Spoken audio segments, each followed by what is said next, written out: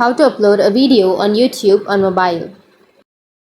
So if you want to upload a video on YouTube on your mobile, then what you need to do is first open up your YouTube application. Once you open up your YouTube, now if you want to upload something on your YouTube, then you just need to simply go with the bottom middle, which has that plus icon.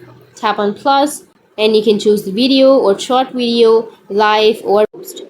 So for example, simply go with the video option.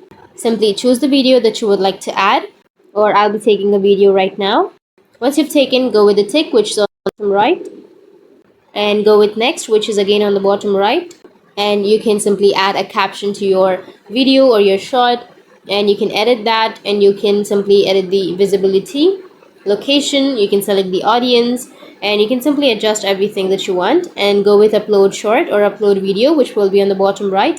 And in this way you'll be able to upload a video on YouTube on your mobile. And if you have any questions, feel free to comment below. Thanks for watching.